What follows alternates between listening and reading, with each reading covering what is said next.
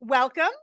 On behalf of the Youth-Nex Center, the UVA Center to Promote Effective Youth Development, and the University of Virginia School of Education and Human Development, I'm delighted to welcome you to this talk. My name is Nancy Deutsch. I use she, her pronouns, and I am the director of Youth-Nex. I am also the Associate Dean for Faculty Affairs here at the School of Education and Human Development. So Youth-Nex was founded in 2009 to expand and apply the science of positive youth development and address fundamental challenges facing societies around the world.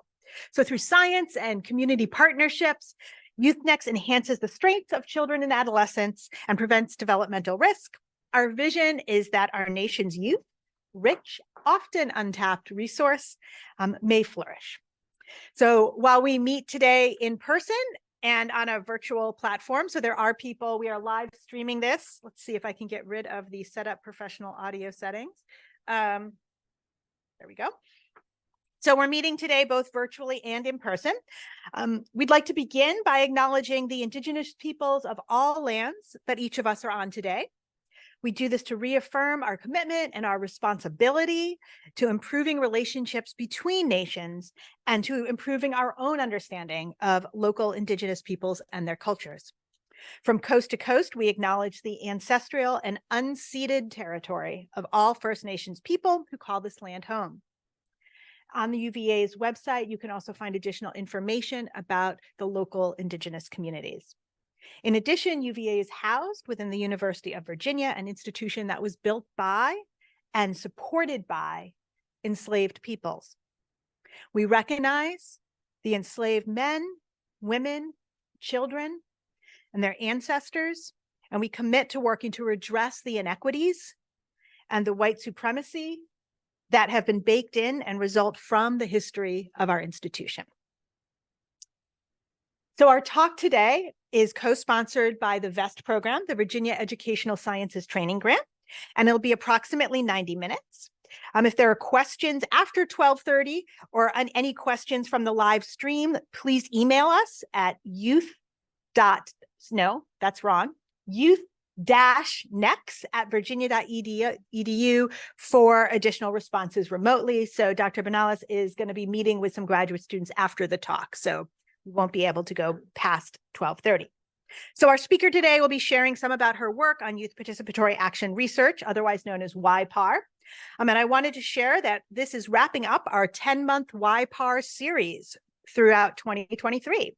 If you missed the series, you can visit our website for more from blog posts, including youth-written blogs, and a practice-based workshop, and a new YPAR resource library. So special thanks to Jessica and Olivia and Shireen, who've been working really hard on that with Leslie. Extra special thanks to Leslie for getting that all set up and working. So it's a great library. I encourage you to take a look. And it is now my pleasure to welcome Dean Stephanie Rowley, who will give some opening remarks and introduce our speaker, Dr. Rowley.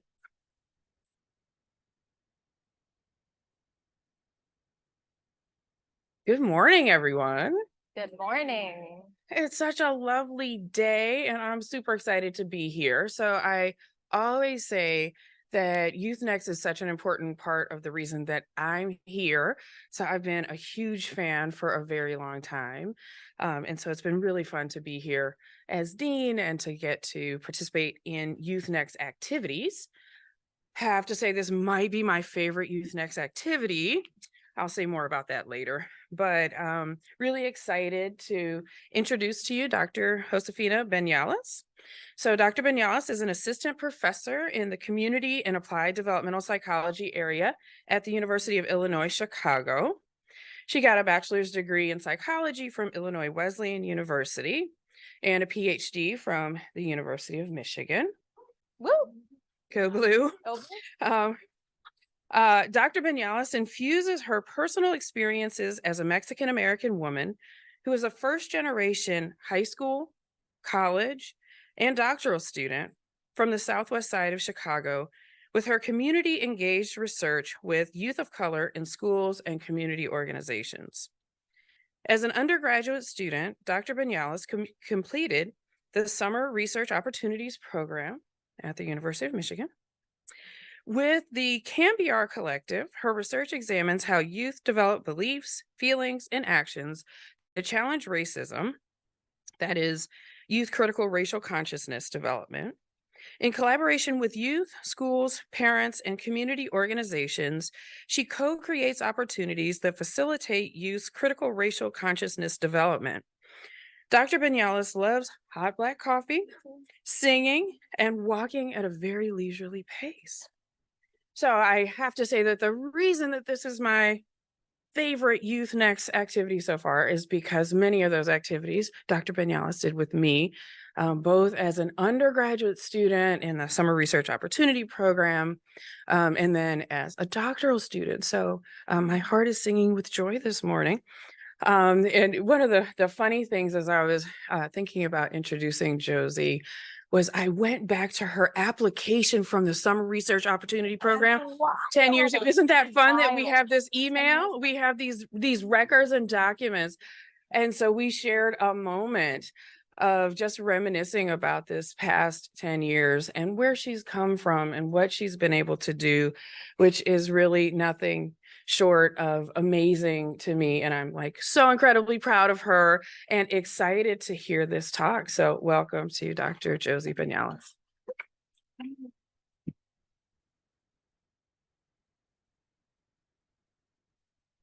Is this thing on? Can you hear me? Okay. I mean, truly, it's such an honor. It's such an honor to be here. Especially to be introduced by Stephanie, Dean, Dr. Rowley. Like, I just sit here so emotional. And truly, I get emotional. It's just the greatest honor. So thank you. I'm excited. I'm so excited to share with you all my work that I absolutely love, and to engage in dialogue with you all about the importance of youth critical racial consciousness for youth, communities, and societies. So I'm going to give you a sense. Where are we going today?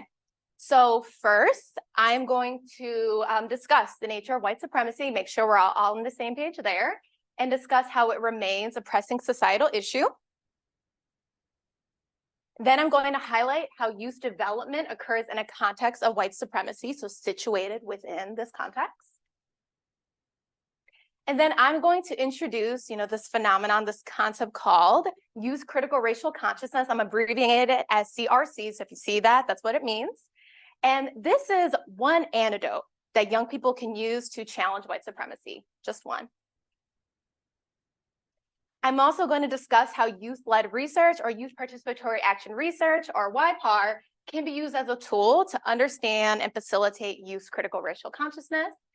And in doing so, I'm hoping to show you as opposed to just tell you about how to do this. And so we're gonna go back into where my work has been, looking at one study, the Youth Anti-Racism Development Study, which is a YPAR study that I collaborated with young people to create a measure of anti-racism action. So give you a sense of how to do YPAR in the context of where my work has been. And then in the context of where my work is today, looking at this study that I'm collaborating with my collaborators called the Large Scale Youth Voice Initiative. Okay. Then we'll conclude with key takeaways. All right.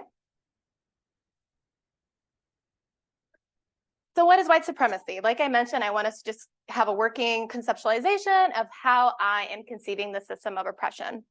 So white supremacy or racism is a system of dominance, power, and privilege based on racial group designations, rooted in the historical oppression of a group defined or perceived by dominant group members as inferior, deviant, or undesirable. So in the context of the United States, right, so this is a system of oppression that advantages white people and disadvantages people of color. And we know that white supremacy is not a thing of the past, right? It is still operating today. And in fact, it is operating, in the very state that we are in, right, in Virginia, across the country. And so here I'm just showing you a figure of the states, they're all in blue, that have laws passed or laws that are soon to be passed that are prohibiting the discussion of race in schools. So they call it critical race theory. And we can, of course, argue about, well, is critical race theory even truly being taught in schools? But this is just to show you that there are bills on the books today that prohibit talking about race in schools, including many places in the South. We also know, so the COVID-19 pandemic, this is another reminder that white supremacy is still with us. We know and we saw, we were reminded of deep-seated racial disparities, economic disparities, disparities across immigrant generational lines that displayed that white people were less likely to contract and pass away from COVID. People of color, particularly those who are from low-income families and in multi-generational households, immigrant families, were more likely to contract COVID and pass away. Again, another reminder that white supremacy is here with us. At the US-Mexico border till this day, and I've seen this myself, we have barricades that line the US-Mexico border with spikes, with barbed wire, preventing humans from accessing opportunity in the United States. This is still with us to this day. So we have a large body of evidence in sociology, in public health, in psychology and education that really displays and really articulates that white supremacy is a structural issue, that it operates on the macro system. So you can think of this as policies, as cultural ideologies, and that it trickles down into all of our different levels of society. So localities, which means like neighborhoods, microsystems, families, organizations, schools, and that impacts the individual. So white supremacy is a multidimensional, multi-institutional issue.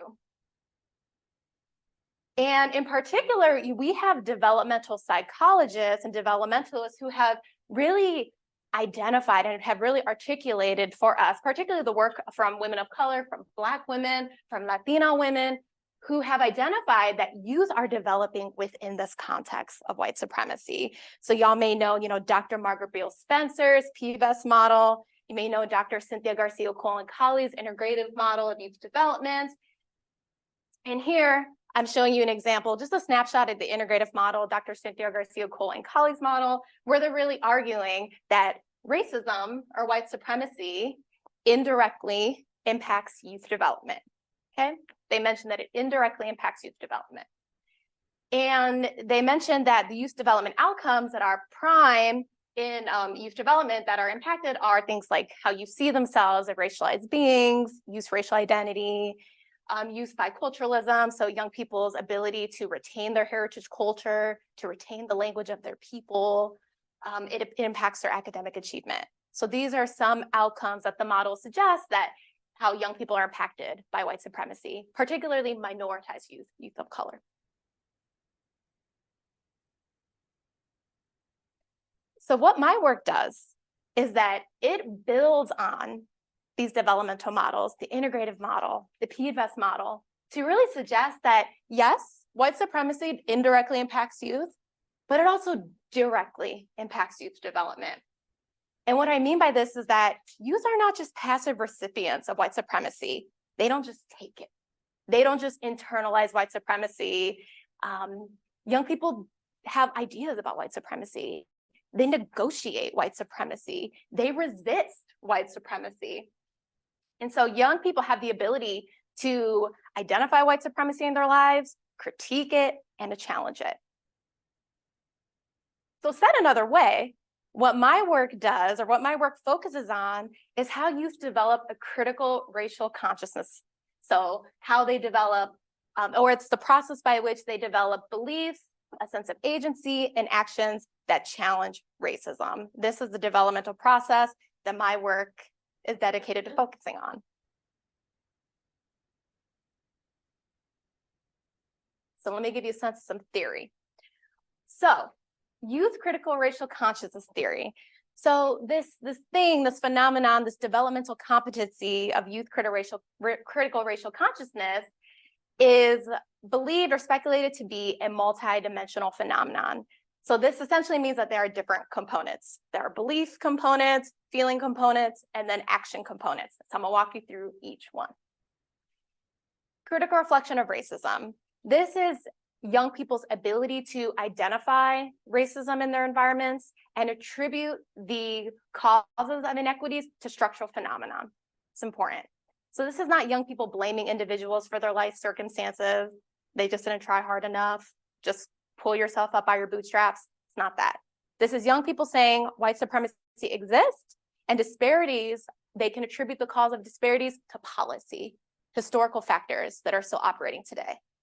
That is critical reflection of racism. It is core to the critical consciousness development process. So you have to identify racism first. And then the theory suggests that then when young people have the ability to identify white supremacy and attribute the causes of oppression to structural factors, that they can then develop agency, a sense of agency that they can actually do something about white supremacy, because people of color are not to blame for racial disparities, it's white supremacy. So then the theory suggests that, when young people can develop this sense of agency, that they can then engage in activism behaviors or anti-racism actions, where they can resist systems of oppression in their lives. You might notice from, this figure here that there are arrows going back and forth. And so this essentially suggests that this process is a reciprocal one, meaning that when young people engage in activism, for example, it's speculated that then their sense of agency increases because they're behaviorally engaging and showing themselves like, yeah, I could actually do something about this. So ultimately, it's suggested that these processes impact one another.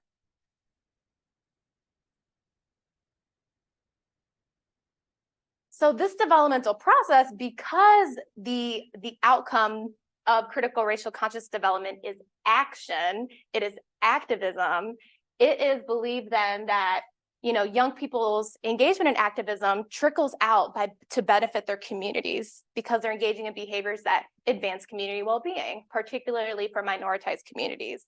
So it has community implications, societal implications, because young people are challenging oppression in their lives.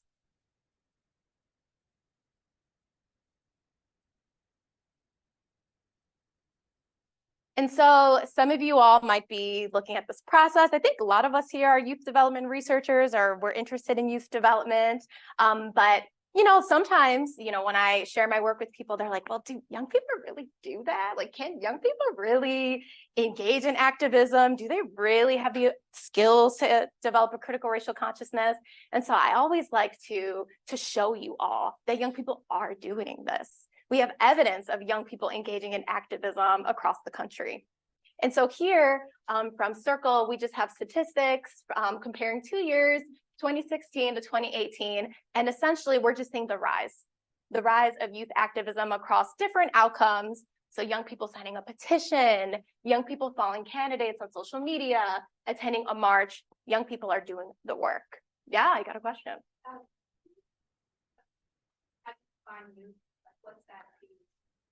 Yeah, so people answer this question differently. Some people will say 13 to 25. In my work, it's typically like 13 to 18.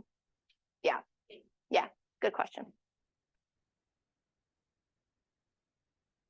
We also see examples of young people in New York really advocating for more safe communities with less violence, really challenging gun laws and the trauma that they have experienced because of gun violence. Again, another form of youth activism that we're seeing. Of course, Black Lives Matter movement, there has been a huge form of leadership by young people in BLM. Young people advocating for the rights of immigrants, of undocumented immigrants, DACA. Young people are showing up for undocumented communities. YOLO resist. Young people are really, I just love this because again, it also shows the joy of the resistance. It's like, you only live once, let's just do it. So again, evidence that young people are showing up. They have the ability to do this.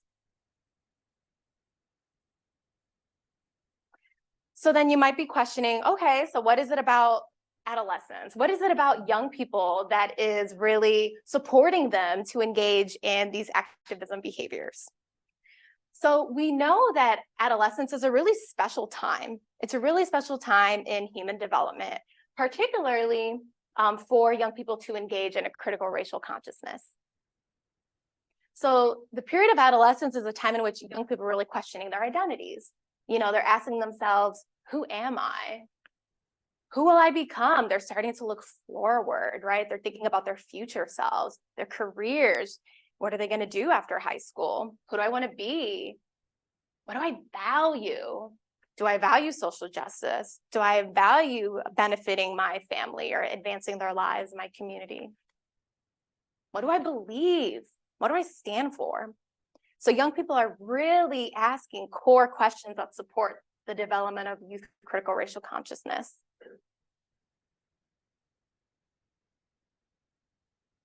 And we know that this youth critical racial consciousness development process, it may be a particularly relevant process for youth of color as compared to white youth. So youth of color often receive direct socialization about the reality of racism in their lives.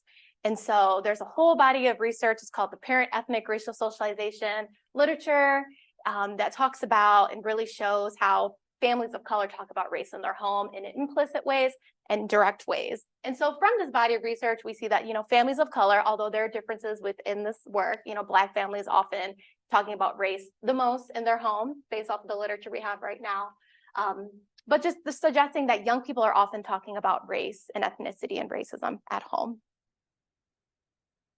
We also know that youth of color often report a sense of responsibility to contribute to their communities. They report this desire to give back, to be back in their homes, to be back in their families, to promote social good.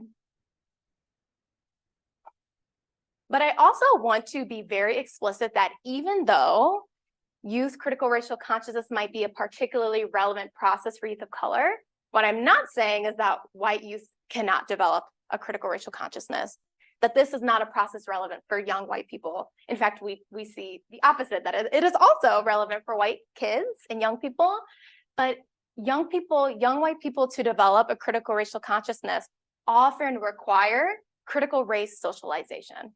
So my talk is really not about that today, but I'm happy to go through questions if you have any thoughts about how white young people engage in a critical racial consciousness. And so with youth, you might be questioning, okay, well, what are the outcomes for young people of color or youth when they critique systems, when they challenge it? How are young people being impacted? Well, we see evidence that when young people have the ability to critique white supremacy and to challenge it, they often develop positive outcomes, greater academic achievement, greater socio-emotional competencies, like greater empathy. And so you're like, well, why? Like, why is that? Well, the research is still developing. We definitely need more longitudinal studies looking at mechanisms and moderators to see why. But where we're at today is really that, young people's ability to externalize, all of young people's ability to say that, my hardships are not because of me. It's not because of my family. It's nothing that we did. It's because of the system. It's policy that is impacting my family's life outcomes. So that externalization process is really important for young people to develop positive outcomes. Again, more research is needed, but that's what we're seeing today.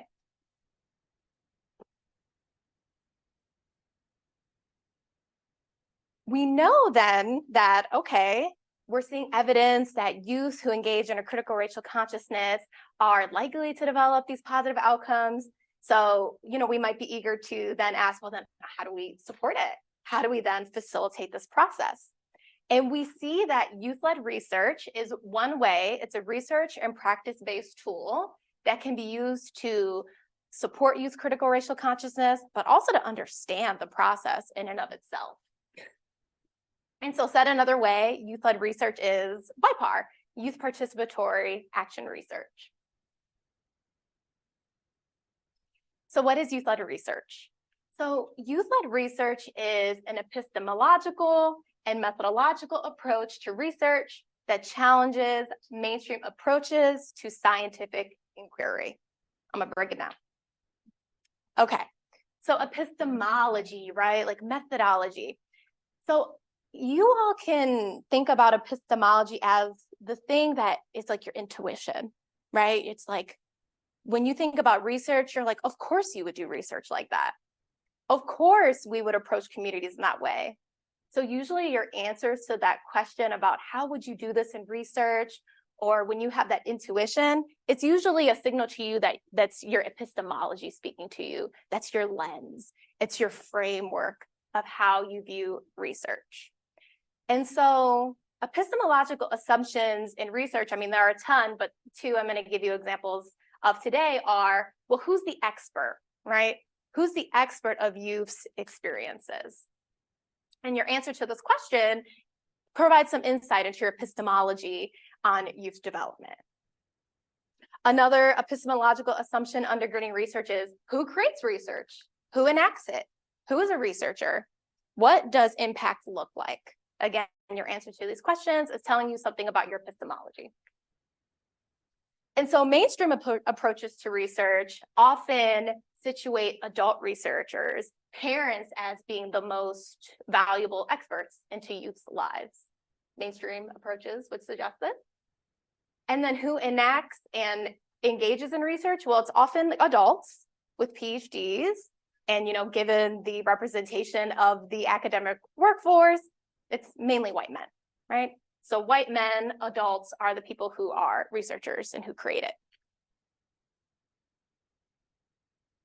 And so youth-led research. So youth-led research really aims to challenge these mainstream epistemological approaches to research by situating the knowledge about youth lives within youth. Youth are the experts of their lived experiences. Youth know what they want. Youth know how they live their lives. Talk to youth. Who creates and who enacts research? Youth. Youth are co-researchers. Youth have ideas about how they want to engage in work that directly impacts them.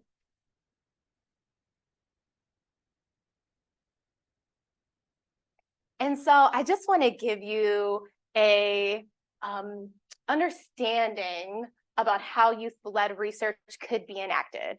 Now, this is pretty simplistic. I mean, in real life, I'm looking at my youth development YPAR researchers. We know how complicated and nuanced this is, but I'm giving you a working framework today that we can nuance. But essentially, think about the scientific process, like the scientific method, right? You ask a question, you research the topic area, you develop hypotheses, you collect data, you test the hypotheses, you report the conclusions. You can essentially think of youth-led research as youth engaging in this process. They're collaborators in this process. They're co-researchers in this process. This is one way you can think of youth-led research in a pretty simple way. And there are core assumptions undergirding this youth-led research process. So it's not just, collaborating with young people and just having them show up to your research team and say, okay, let's do research together. It's obviously, like I've mentioned, not obviously, but there are assumptions embedded in that process and epistemological frameworks that contribute to your ability to do this work. And so some of the core assumptions of youth-led research is that, white supremacy and adultism, these systems of oppression, they constrain youth agency. So that assumption is core to engaging in youth-led research. Another assumption is that youth experiences matter. Their voices matter. Their perspective matters. What they have to say matters, and young people deserve to be listened to. Another core assumption of this process, that really supports this youth-led research process is that young people have the inherent capacity to be leaders in their communities. This is not just something for adults, not just something for politicians. Young people have the ability to be change makers, and they already are today. So these are assumptions that undergird the process. Why are these assumptions important? So when these assumptions support the process and the broader process, they allow us to have a more complex understanding of youth development outcomes. Again, we as adults with, researchers, we were once young people, right? But we're reflecting back in time.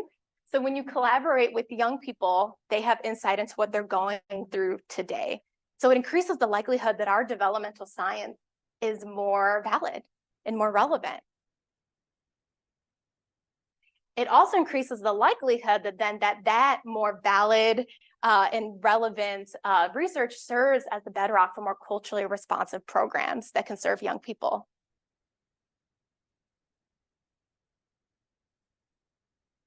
So how then is youth-led research, or YPAR, connected to this youth critical racial consciousness process that I mentioned, right? Again, that multi-dimensional phenomenon. So YPAR is an especially valuable tool or a fertile context to understand youth's CRC process. Particularly because, YPAR is grounded in collaboration and community knowledge, that by working with young people, particularly youth of color, to develop questions that matter to them in their communities, it suggests that, one way that we're challenging white supremacy, because again, we are viewing communities and youth as the key holders of knowledge about issues that they care about. So situating knowledge again within community and youth. Another way that YPAR provides a context for understanding and stimulating youth critical racial consciousness is that YPAR gives young people the opportunity to dream. When you're engaging in YPAR, I think one beauty of it is that, it's kind of like no holds bar, right? It's like when you're at the beginning of the process, it's like we're in a dreaming space right now. As adults, I think sometimes it could be easy for us to come up with the limitations because of our lived experiences, like that cannot work, that's a barrier, that's hard, right? We do this. YPAR, a core assumption again, is that dreaming, that change making. So challenging the limitations of white supremacy, we ask young people and work with young people to imagine a world where, white supremacy doesn't exist, adultism doesn't exist. So that imagination really sets the stage to challenging systems of oppression.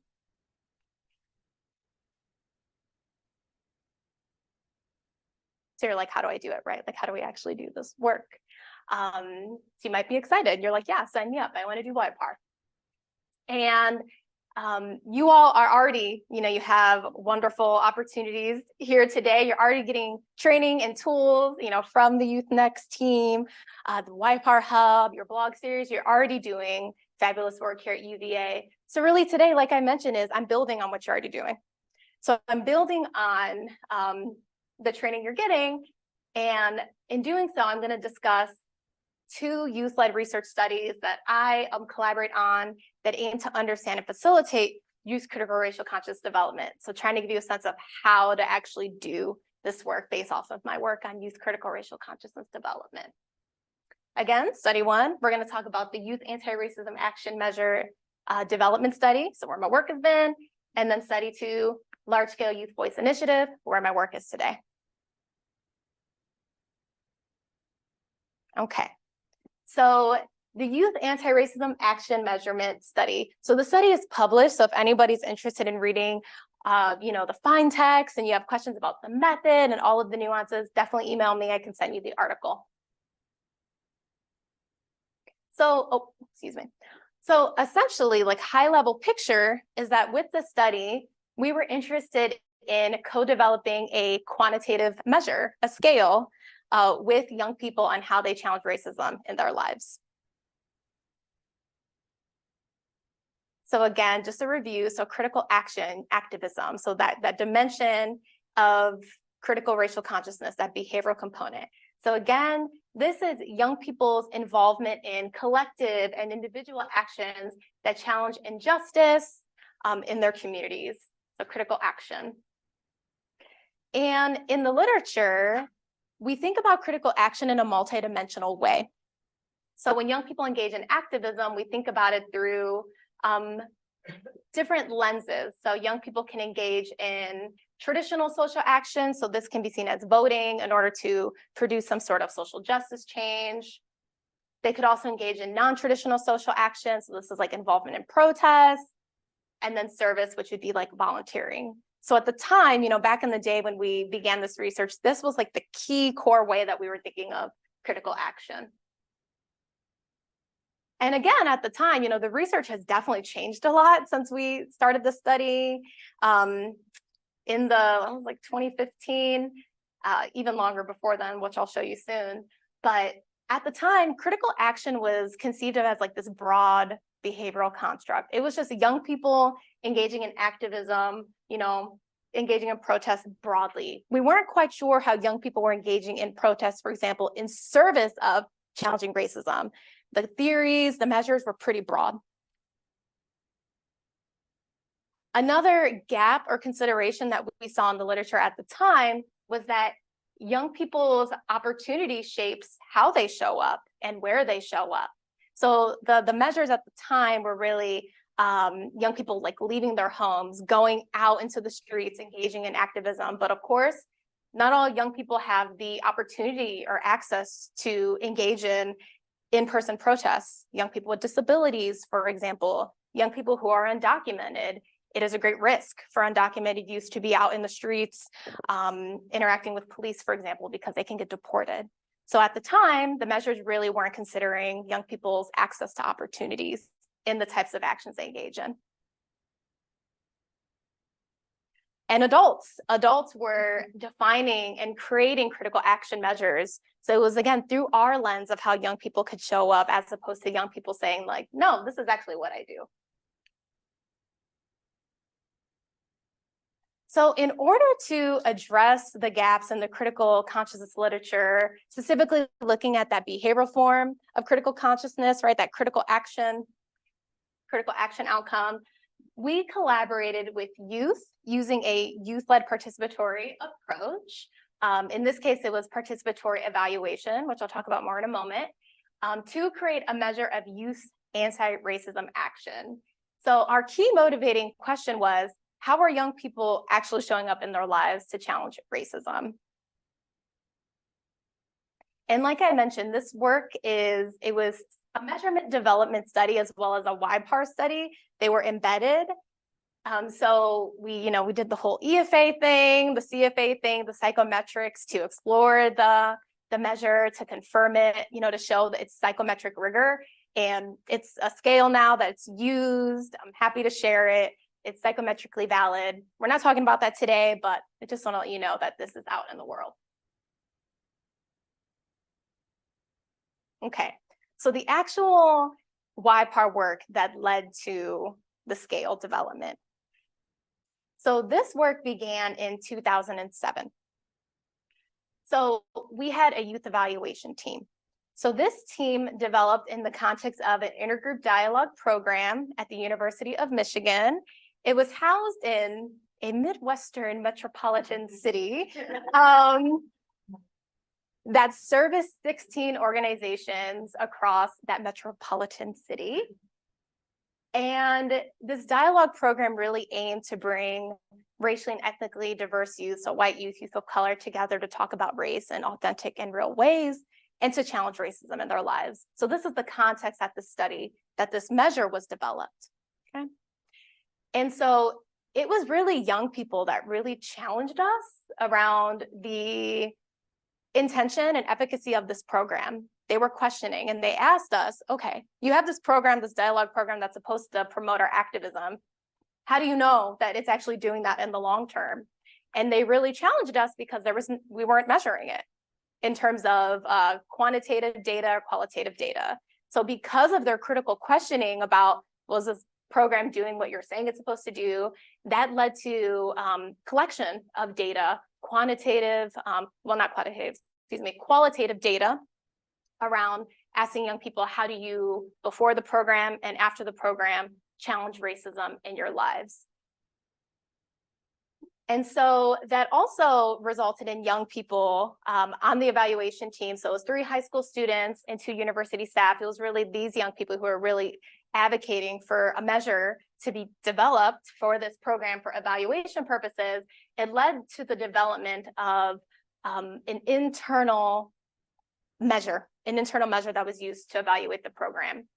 And so young people, we engaged in qualitative analysis with them, as well as some preliminary quantitative analysis with them to review those interviews and survey responses that we did with youth who did the program in previous years, around how they were engaging in activism. So young people were involved in generating those initial items that formed the foundation of the scale.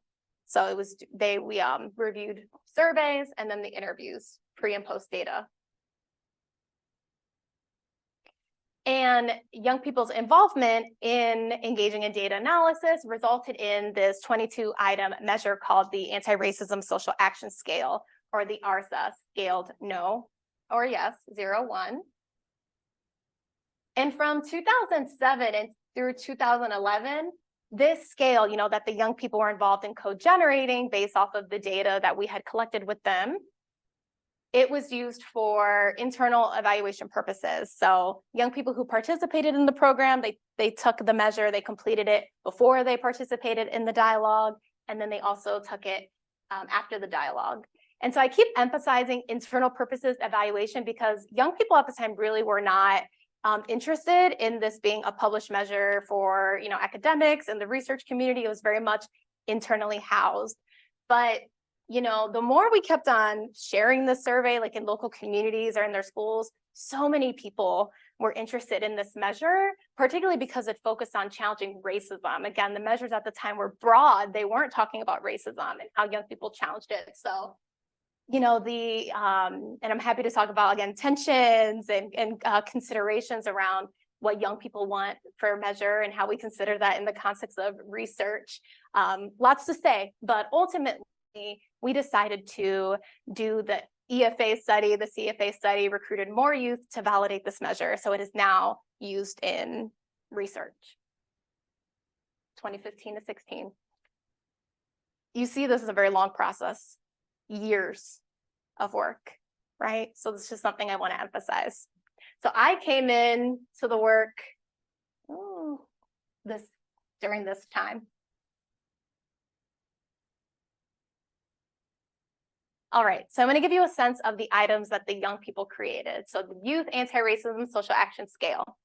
So it says, for the following questions, please indicate whether you do these things with regard to racial issues, no or yes. So example item is, I challenged or checked a friend who uses a racial slur or makes a racial joke. I participated in a leadership group or committee working on issues related to race, ethnicity, discrimination, or segregation. Two things I want to point out about this measure that young people were critical in developing: the language. So here, I challenged or checked a friend. I think initially we had I confronted a friend for saying a racial slur, and young people were like, no, nobody talks like that. No. So they really were critical in developing the actual words to make it developmentally appropriate and accessible for other young people. So that's a really key example there. No or yes. That was vital. And that was really young people advocating for it. For them, they saw it as an interpretable scale. Now, my psychometricians and my researchers in the audience, you may be looking at that thinking but what about the variability, the variance, right? That's not a Likert scale. They didn't want that. 1 through 5, they said it was too complicated. You're either doing it or you're not. That was all them. Do you have a question? Yeah, if you don't mind. I was just curious how much you sort of update things within YPAR, considering the youth of 2011 might be different from 2022. So much to say. Can I save it for Q&A? Such a good question. Yeah. Social media, right? Sure. There's not even a social media item on this measure because at the time, we weren't really on social media like that. Maybe Tumblr. Not really. MySpace, yeah, maybe. Such a good point. We'll come back to it.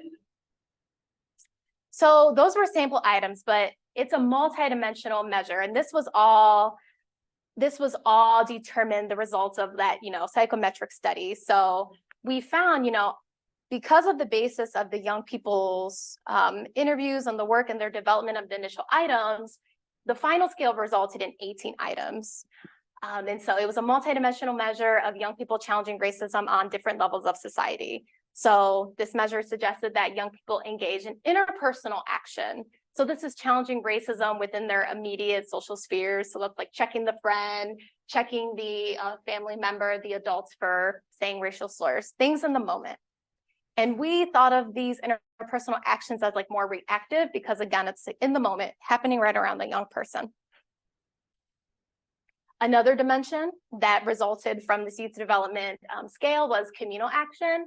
And this is when young people engage in collective response towards racism in communities. So these are things young people are doing in their schools, in their communities with people, so not by themselves. And because these behaviors involve other community members, they happen in school or in their community, it takes some planning. So we thought of these behaviors as more proactive. And then the final dimension of anti-racism action was political change action. So this was more similar to how the critical consciousness literature at the time was thinking of critical action, but this is engagement with political officials, outlets participating in protests to challenge racism. Another interesting dimension of political change action from the perspective of young people was that engaging in YPAR, the actual YPAR process, they saw as inherently political. We also saw this as proactive. Okay. So mapping onto you, that was our first example, study 1, the Youth Anti-Racism Action Study. And how this maps onto youth-led research. Young people were involved in developing the research question, the research aim. Like I mentioned, they approached us, they questioned, how is this program actually promoting the outcomes you say it is? Which resulted in us developing that evaluation team to create this measure. Young people were at the center from the very beginning in developing the question. They're involved in developing hypotheses. So I showed you how the measure factored out on the basis of, the EFA and CFA, but through our conversations, young people were saying similar things. They were saying things like, well, I do certain things with my friends that are a little bit different than what I do at school, my friends in my community.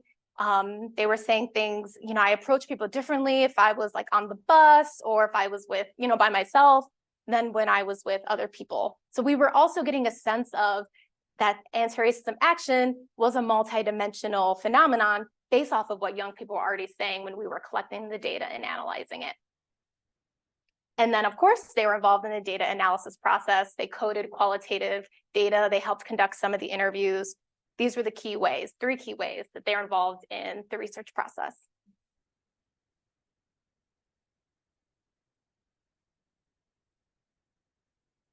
So key takeaways from this YPAR example. Well, first, I think one thing that's really exciting, and I'm thinking about this from our meeting earlier,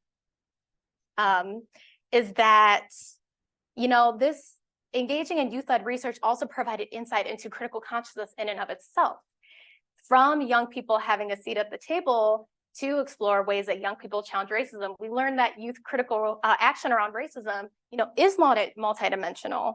We learned that young people are challenging racism in different social contexts, at home, in their communities, at school, in the streets. It's happening with different people, by themselves, with their friends. They're also challenging adults. They're challenging political officials. So I get excited knowing that youth-led research can provide insight again into developmental phenomenon that we study. And then, of course, it tells us and it suggests that young people have the capacity to advance research on psychological and behavioral outcomes, about their lives that impact them. In this case, youth critical racial consciousness.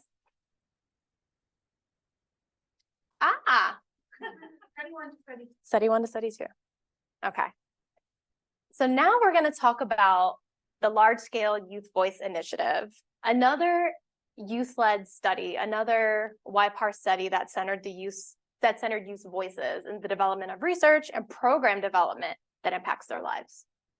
So first and foremost, we have a large and long-standing body of research evidence to suggest that after-school programs are important. They are vital for young people's positive development.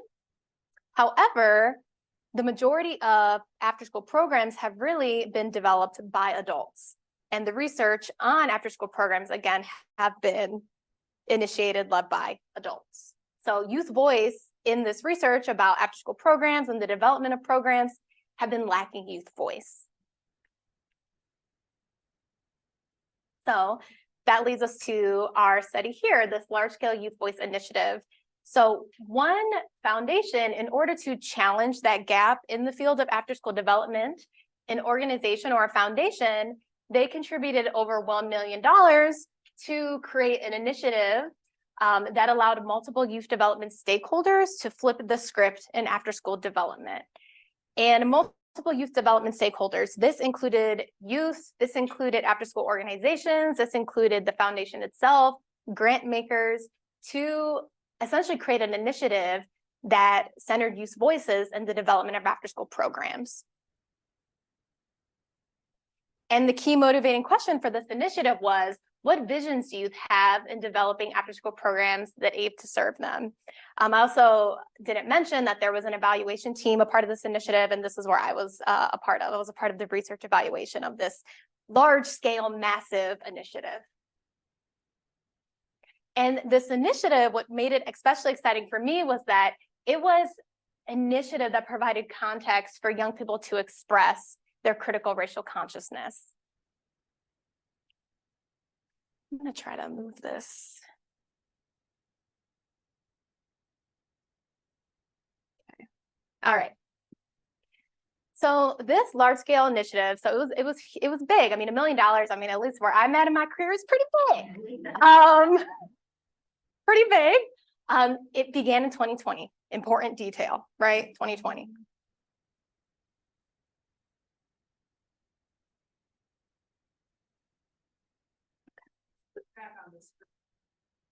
Oh, it might have been, yeah. Yeah? Okay. So in 2020, those funds, the $1 million, they were granted to youth. So youth, again, we're a part of this, youth and youth serving organizations to reimagine after-school programs, 2020, context, COVID. And in 2021, 1,012 youth, they shared their responses in an online public story. It's called Youth Stories, where it asked them, imagine that you can wave a magic wand. Again, it's already getting them in the space of dreaming. Imagine you can wave a magic wand and make the best after-school experience ever. What is it? So young people had the opportunity, they were paid, these 1,012 youth, to share what they would want out of an after-school experience. And then in 2021, this is so special and exciting, is that after-school providers were funded to turn a portion of those visions into a reality. And so between 21 to 2023, 93 of those programs in collaboration with young people actually happened. So those visions turned into programs. Yeah, it's exciting. This is all public information. This is all public data. It's online. It's called Generator Z. And so just to give you a sense of the young people who participated in this initiative, who had the opportunity to wave the magic wand, to have their voice centered in the development of after-school programs, the majority of young people were Black. You see the racial ethnic breakdown there. Majority young women. We had 13 to 17 or 18-year-olds. Majority were 16.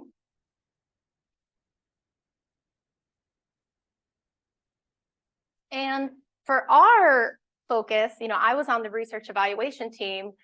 We were particularly interested, again, in this context, this imaginative dreaming context, where young people had the ability for their voices to actually to be centered and to turn their visions into a reality, into the development of an after-school program.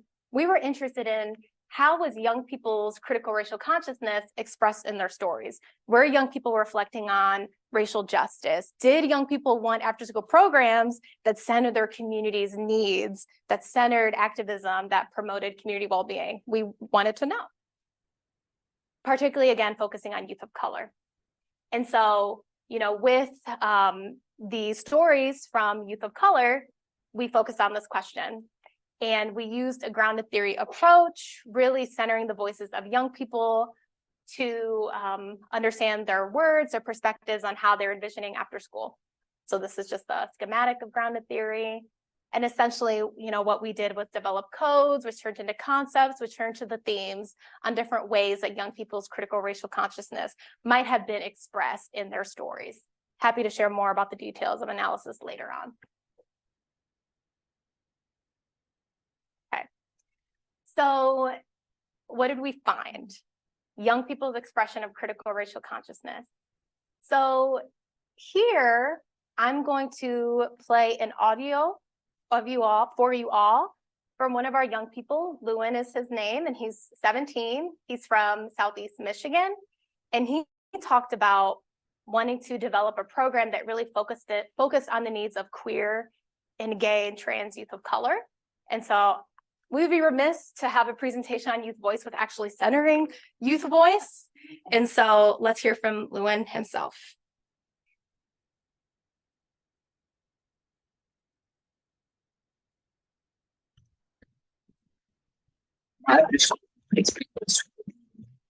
Space where people can just be themselves and not be judged by who they are or what they like with to that situation.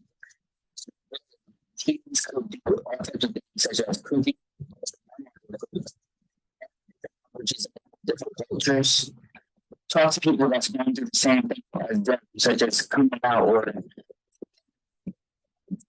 sexuality in general. There you would have that feeling of family. That would be the whole vibe there. Talk to everybody, be friends with everybody, enjoy your time, not feel trapped or stuck or anything like that. Really be yourself. You could sit down and just think without thinking about anything negative. Just be happy for a minute.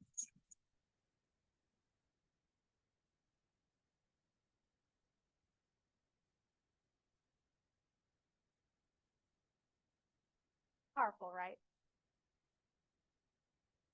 So how is this an expression of youth critical reflection? So again, youth critical reflection is that ability to discuss oppression, to identify it, to challenge it. You have to consider the context here of wave a magic wand. Imagine the unimaginable. He's talking about feeling safe. Basic things, right? Should be basic. He's like, I want a family. I want a vibe. He was like, we can cook. Basic things. And that was his response to waving a magic wand, right? So what does this suggest? That he might not feel these things, potentially, in his everyday life. I think something else I want to draw attention to is The Blind Door is the name of his after-school program. I'm only giving you a brief snippet of his story, but it's a long story online. Again, all public information. I can share the link with you.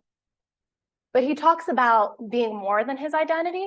He talks about surpassing being a gay, surpassing or moving beyond his identity. He talks about being a transformer, being blind to it. And on the outside, I think, some people may think of that as not being critical because you're like, wait, you don't pay attention about identity and sexuality. But I think, again, this is where that critical analysis as adult researchers, particularly like myself, like as like a heterosexual woman, you have to reflect that, yeah, identities are social constructs and they're important, but this young person is really pushing the boundaries of gender and saying that I want to push it. I want to be blind to it. Not to say that it doesn't matter, but he's saying that at the end of the day, it's socially constructed. I want to move past the gender binary. So I wanted to provide that extra context that you didn't hear, that you didn't see here, but the blind door, he wasn't saying it's not important. He's just saying, move past it. It's socially constructed. I want a gender bend. He talks about gender bending.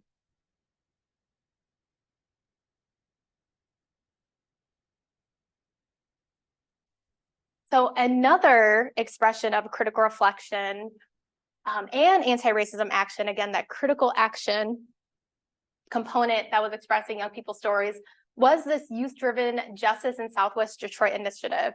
This program actually was funded. So this was one program that the vision got turned into a reality. And so this is where young people in Southwest Detroit, particularly Latinx youth who are from immigrant families, many of those families being mixed generational status, so undocumented families with folks who are citizens. And they talked about wanting to create a center for youth to practice the skills of activism. They want to have a space where they can convene and learn about racial justice issues in Detroit and practice how to challenge those issues together in community. And in their narrative, they really emphasize, youth like us, right? So suggesting that they are aware that other Latinx people in society who are like them don't often have access to knowledge and information about their communities, like the law and knowing their rights about, when ICE stops them potentially like in school or when police stop them in school. So they express that critical reflection because, again, they mentioned we, young people, Latinx young people, don't have access to spaces like this. The anti-racism action activism component here, I think it's just like oozing with it just is, right? It just is activism. They're saying they want a hub for activism to practice the skills. To me, that one is it's very obvious. So again, this is happening. This initiative it is developed in Detroit.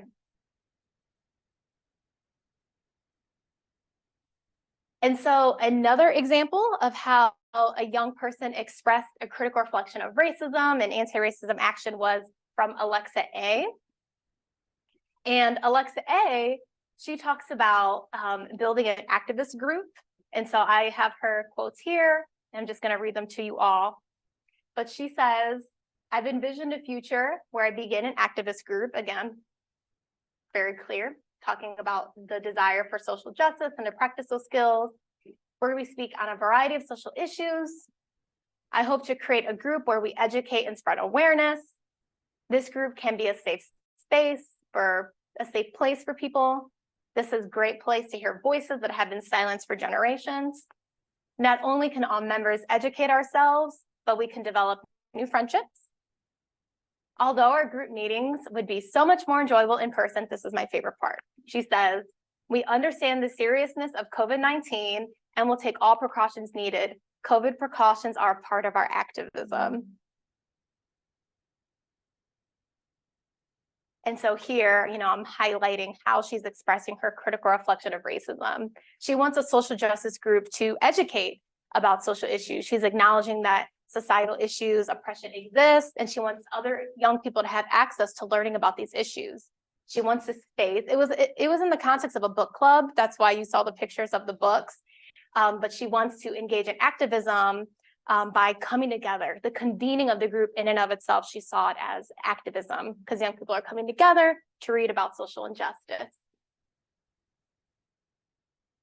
And again, she explicitly mentions she wants voices who have been silenced to be heard. That she acknowledges that certain communities have been silenced. She wants them to have a platform. It's critical reflection.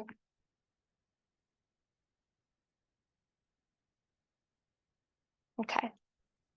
So again, going back to our youth-led research approach here. So where did this fall? I didn't show you all the aspects of this study. Like I said, it's a massive study. Like I mentioned, some people's visions got turned into reality. But here, what I hope to have conveyed is that, young people's voices really set the agenda for research, right? Young people's sharing about their answers to waving the magic wand, that shaped the type of research we were able to engage in understanding how their critical racial consciousness was manifested, and of course, how those visions got turned into a program. And so they were involved in other aspects of this process, but we focused on really the first one today.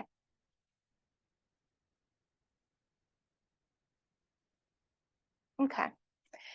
So in this situation, in this case, in the context of the large-scale youth voice study, what we learned is that youth of color yearn spaces where their social identities, their social experiences are validated. And they also yearn for spaces where they can engage and practice the skills of a critical racial consciousness development.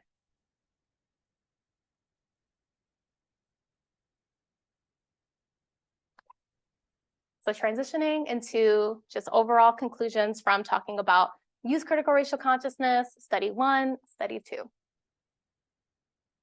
So first, I'm hoping that I conveyed that white supremacy remains a pressing social issue in society, that it operates on multiple systemic levels. Also, that youth development is occurring. It's young people are developing within a context of white supremacy.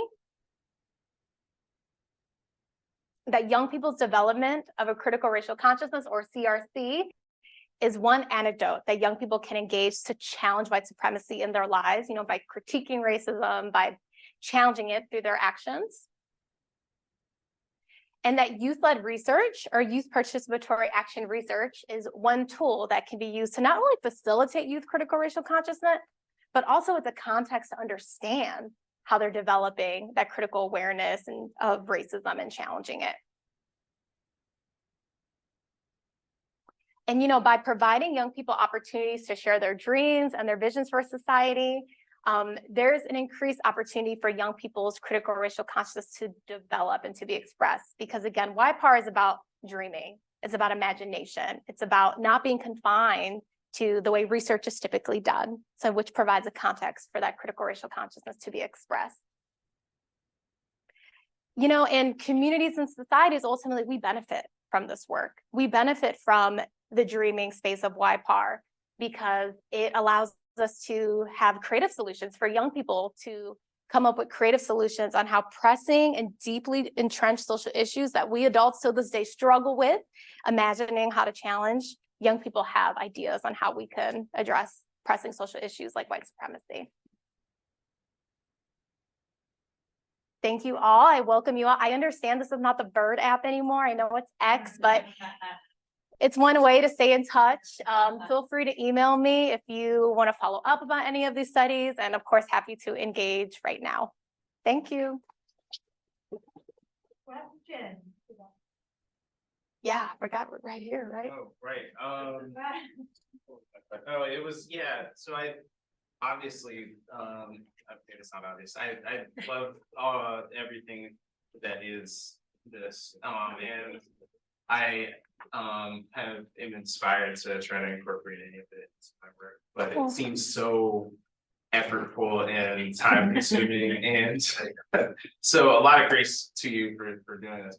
But I'm curious about how you kind of keep it live, considering, youth voice is contextual, it's multifaceted, and it changes over time, surely, which is just a more complicated way of repeating my question. Yeah. And I hear multiple questions in there. So like how do you do YPAR? It's super time intensive, it's slow, it takes a ton of resources. I mean, I try to allude to, you remember with the youth-led development study, and it was all the years, and I mentioned I came in here, right? And so I think ideally we would, I know I would love to be involved in every single step, but sometimes it's just not feasible, right? You learn about an opportunity and young people are already doing the work, right? You're not going to be at step one. And so collaboration in teams, because doing it by yourself is kind of daunting. And I don't even think that would be the antithesis, right, of collaboration, right? And one of the core values of YPAR is community collaboration. And so you don't do it alone. My partner is like Dr. Adriana Aldana, Katie Richard-Suster. They already had the work going. So I acknowledge that there was a context for me to begin the work.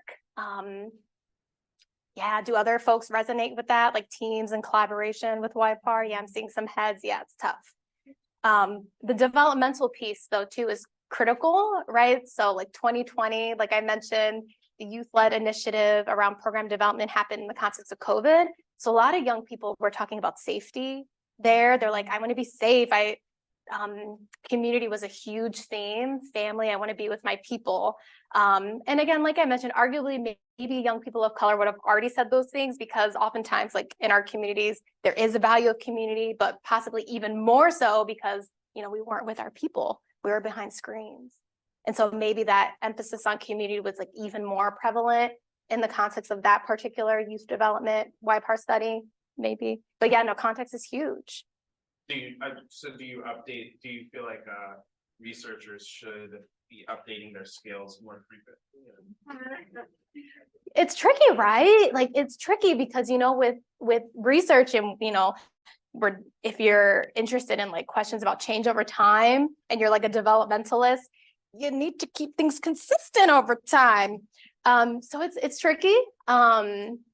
It's tricky. I think it's just attention, because right, like the other side of that is that you want your skills to be responsive to the changes in society. And like I mentioned, our youth anti-racism measure is valuable, but it's also limited in the sense of there's not one item about social media.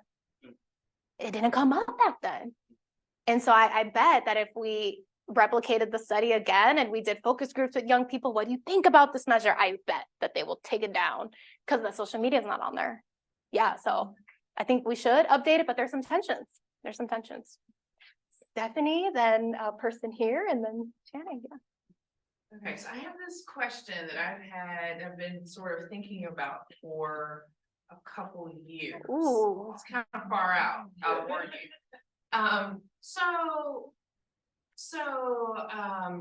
In your framework, you talk a lot about minoritized populations, low income, marginalized populations of all sorts.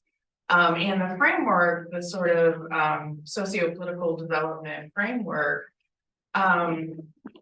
tends to be geared toward those populations, but there are other activists that we've seen. Yeah. And so I just wonder about your thinking about the value of activism and your thoughts about things like critical perspective, critical reflection. In conservative groups. Yeah. Yeah. You know, I think back to, again, like Paulo Freire's work around critical consciousness, and the outcome, you know, again, is what's discussed as activism, social justice, challenging oppression, right? And so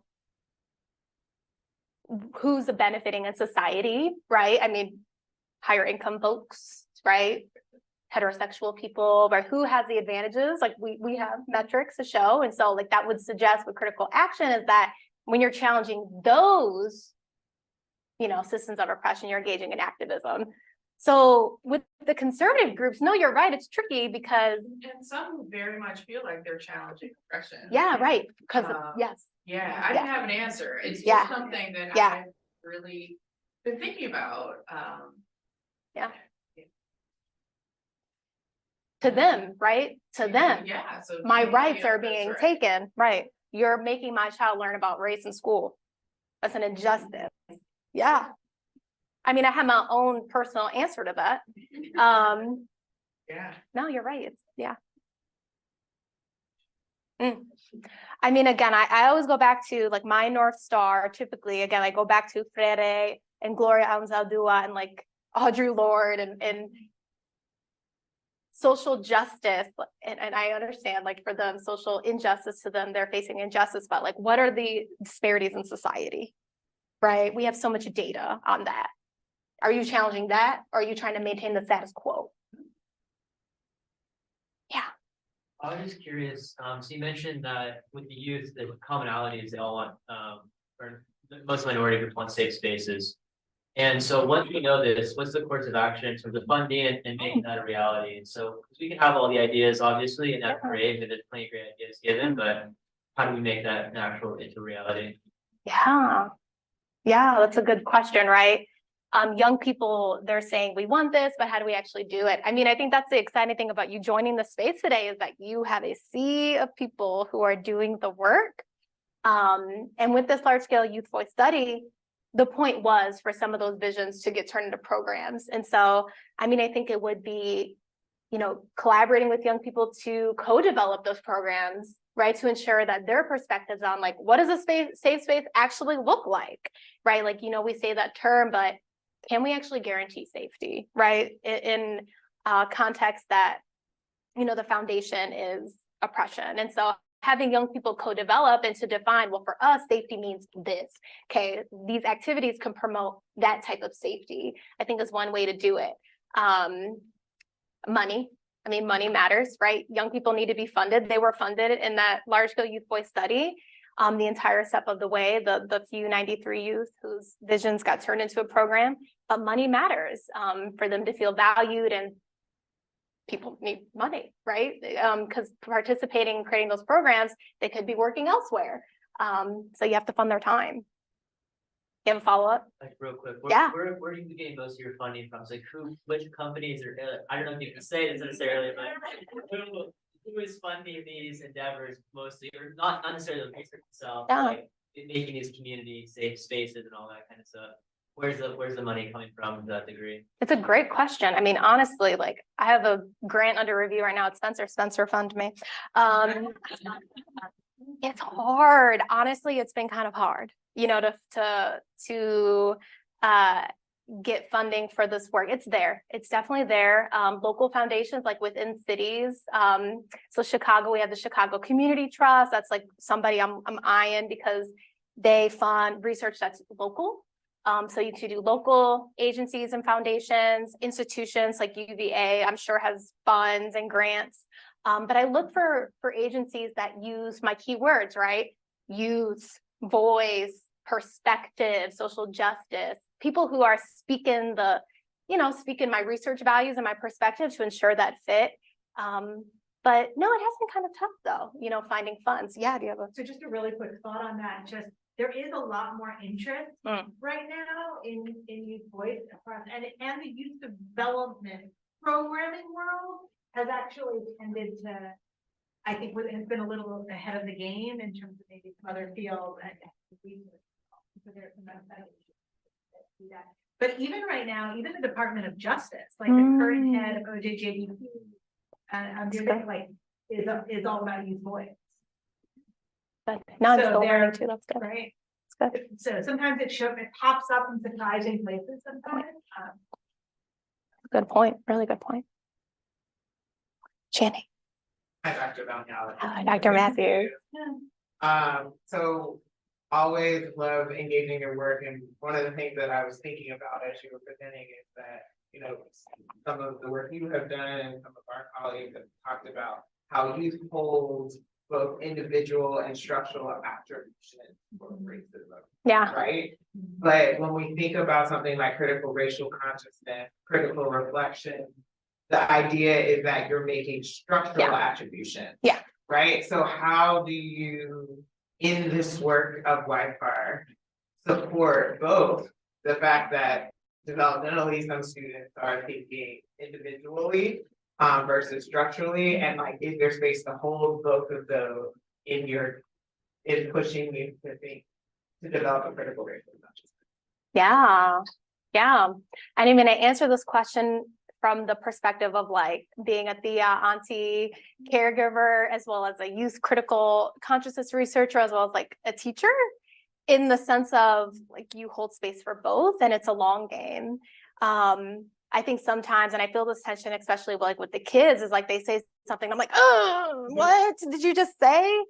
And I immediately want to like put the fire out. I want to just challenge and say, no, that was wrong. Like that is my intuition sometimes. Like they say something and it freaks me out and I just want it to go away. But then I have to stop and remember, like they've, you know, so much there, that wisdom is there. They have that knowledge about their lives and they're still learning, right?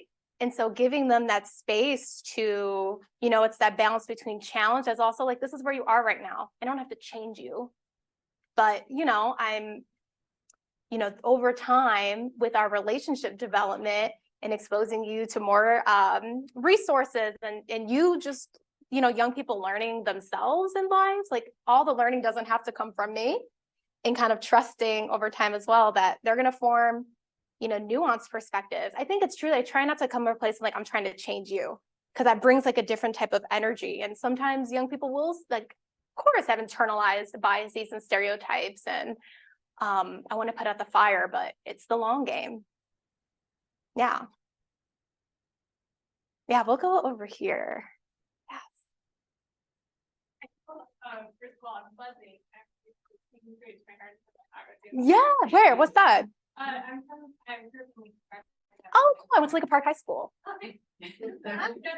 Yeah, yeah. So yeah, I was wondering if I'm loving the work that you're doing, and I was curious about the magic wand. How did you decide which visions were enacted and which were, you know, and did you have any follow up with the kids to visions things true? Yeah. And also, yeah. What was making you happy to do that? Yeah, so if y'all look up Generator Z, so again, public information, and so the process is detailed online publicly, young people decided. So they have a whole process. Young people were a part of evaluation teams that were spearheaded by youth development experts, like in the fields of like arts and music, and after school programming. And there was a rubric that young people were involved in co-creating. So I wasn't involved in that part, but young people were a part of teams that had criteria that selected the programs. And then, yeah, so young people were involved, and that's all online, the process. What was your other questions? Was there any follow-up with the kids who didn't get? So I'm trying to think. So they knew their visions didn't get granted because they didn't have the follow-up funds. So yeah, I that side was more like the project management side. I bet, I mean, again, because it's public data and the programs that got funded have big stars on them on the website. So yeah, I'm sure they know, but I'm not sure actually like how that was communicated to them. That's a good question. I'm not sure. Yeah, good question.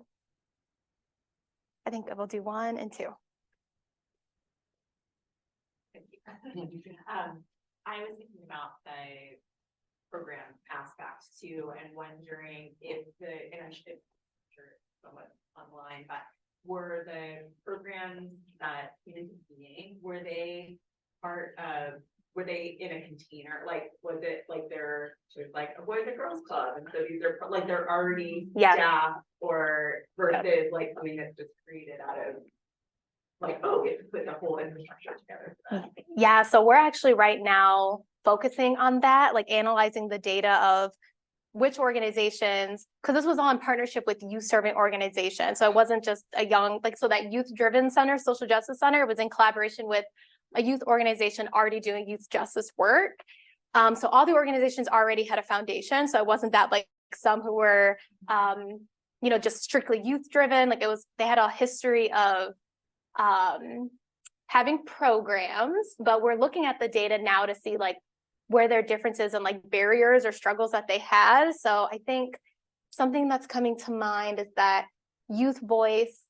So there are different ways that youth voice was expressed and difficulties around it. So when there were fewer youth leaders, like in enacting it, so like if it was just the one solo youth, you know, there was more struggle in that vision becoming a reality, like that token kind of approach, as opposed to like there was a team of young people at the organization supporting the vision. That's what comes to mind when I think about like differences between the organizations, but nothing around, we could look at years, I guess, too, like how long the organization has been founded, but yeah, thinking about some of the differences you mentioned. Yeah. I think we had another question up here, Daniel. Any other? Okay. So I was stuck on that picture you shared with the like people joyfully engaging in protests, and I think so often people associate protests with like negativity and frustration. Yeah. Not to say that isn't also there, but I was curious how if you have data on how people feel as they're engaging with these acts. Yeah, I mean, I think that's one reason why I love Lewin's audio when he talks about the vibe is going to be chill. That was like, if we did a word cloud of words used, it was probably chill and vibe. Because when young people talk about these after school spaces, they say like, I want to relax. Like they say, they describe the colors of the room. They say, we want it to be light blue and we want to have pizza and snacks and tacos and juices. And I think that's getting at some of the joy. Like they want it to feel good.